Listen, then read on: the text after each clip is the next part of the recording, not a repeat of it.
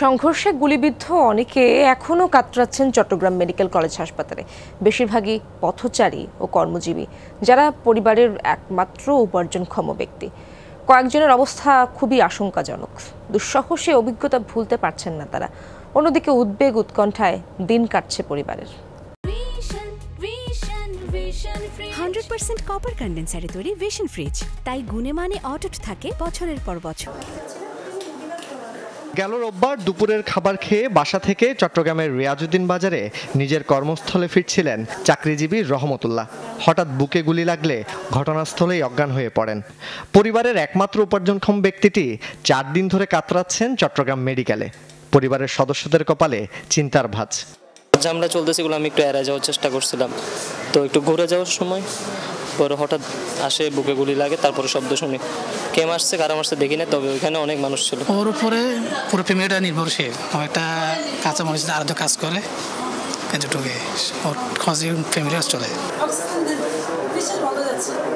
রোববার চট্টগ্রামের রক্তক্ষয়ী সংঘাতে গুলিবিদ্ধ আরও অনেকেই চট্টগ্রাম মেডিকেল কলেজ হাসপাতালে চিকিৎসাধীন। বেশিরভাগই পথচারী ও কর্মজীবী। অস্ত্রোপচার করতে হয়েছে প্রায় সবার। হঠাৎ আমার এখানে জিনজিনি আসছে আর দেখি যে হঠাৎ ব্লাড বাইর হইতেছে। বাহার থেকে বার হচ্ছে, মানে ও পারে বার হচ্ছে, মানে গড়িটা লাগে দিতে পট করে আমি দেখতে পারিনি। বাইর হওয়ার পরে দেখতেছে গলাগলি হচ্ছে দেখে উনি দৌড় মারছে, পিছন থেকে পায়ে গুলি লাগছে। এরপরে উনি অচেতন হয়ে গেছে, আর বলতে পারে না। অন্যায়ভাবে কিরিচ দিয়ে আমার ছেলেকে মারছে, রাস্তাতে অটোটা হামলা করে রাস্তাতে ফেলে দিয়েছে। সেদিনের ভয়াবহতা ভুলতে পারছেন না আক্রান্তরা। তাদেরকে উদ্ধার করে হাসপাতালে নিয়ে আসা স্বেচ্ছাসেবী সংগঠন ও বিভিন্ন শ্রেণী পেশার মানুষও বর্ণনা করেন সে অভিজ্ঞতা।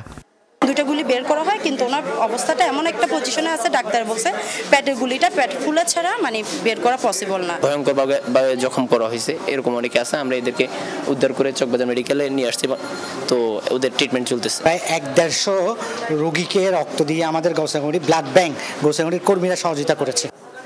গুলিবিদ্ধদের মধ্যে আইসিইউতে থাকা 4 জনের অবস্থা আশঙ্কাজনক বলে জানিয়েছেন চিকিৎসকরা। জুবাইদ ইবনে শাহাদাত, যমুনা নিউজ, চট্টগ্রাম।